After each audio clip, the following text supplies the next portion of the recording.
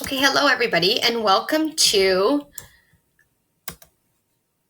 our first lecture that we have together. So today we are going to be covering Chapter 1, Lifespan Development, and this video will cover Module 1. So we're going to be looking at what is psychology and then also the goals of psychology. So when some of you may have taken a psychology course before, so you might have taken like an introduction to psychology, or you may have taken like a mixed like social sciences course in high school or something like that. But for others, this may be the first time you've taken a psychology course. So we're going to look at what psychology is. So the definition of psychology is the systematic and scientific study of behavior and mental processes. So that means that psychologists use the scientific method to study both the behaviors and mental processes. So behaviors can be described as something that's an observable action in both humans and animals. So sometimes those are easier to study. So things like talking, walking, sleeping, all of those would be behaviors. And then mental processes can be a little bit trickier to study because they're not directly observable.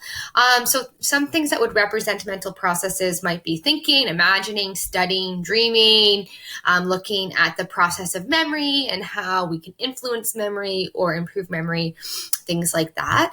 So that's the definition of psychology. So this systematic and scientific study of behaviors, so things that we can see, and then mental processes, things that are not directly observable. Okay. So there's 4 goals in psychology. So when we look at developmental psychologists, they use the scientific method to study these 4 goals. So the first one is, or I'll go through them. First, describe, then explain, then predict, and then influence or control. So I will use, let's see if I can move this over here, the example of public speaking to like explain these 4 goals. So for some of you, you might be really comfortable speaking in public, giving presentations, things like that. But for others, that might be something that would be like a really daunting task. And so say you had an individual that was in a class, in a college class in a large group, and they were asked to give like an impromptu presentation. So say that individual gets up in front of the class and they start like sweating and they look really pale and they might be shaking a little bit. A psychologist would just describe what's happening. So they would look at all the behaviors that they can see, and they might describe the setting that it's happening in. So that would be like the first goal. Then the second goal would be to explain. So using theories to say like why this is occurring. So potentially that person is experiencing some sort of social anxiety, or they have a fear of public speaking. So that's why they're exhibiting these behaviors. Then the third goal would be to predict. So if you know that that person has a fear of public speaking, the next time that they're asked to speak in front of a large group, you're going to see these behaviors happen again. And then the last goal would just to control or influence. So how can we change that behavior? So when it comes to development, so those 4 goals of psychology are the same no matter what field of psychology we're looking at. So in this class, we're going to be studying lifespan development or developmental psychology. So they would use those 4 goals to explain human development. So say they're looking at the different physical development in a young child. They might describe that type of development, then they would explain it. So they might use different theories to explain what development is happening. Then they might generate a hypothesis that they can test to predict how that development is going to continue in the future. And then they might use research to make changes or to control or improve the development of that individual. So hopefully that makes sense for everybody.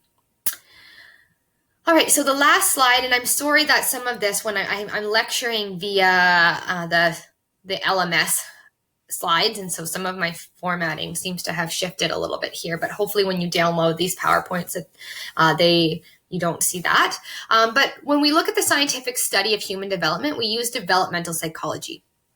So as I mentioned, the definition of psychology is a scientific and systematic study of behavior and mental processes. In this class, we're going to be looking at the developmental psychology. So that field of psychology looks at and studies the age-related changes in our body, in behavior, thinking, emotions, social relationships, and also our personalities. So many beliefs about human development have been influenced and generated from philosophers of different people at different ages. And so currently we rely on the scientific study method to study development. So in this course, we're going to be looking at the different aspects of development. So we're going to be looking at cognitive changes. We're going to be looking at physical changes. We're going to be looking at social, emotional, and personality changes from infancy all the way through to late adulthood. So in this class, where lots of developmental classes stop at 18, and that's not the case. So this is a lifespan development class. So we'll be looking at developmental changes that occur across the lifespan. All right, so that's it for Module 1.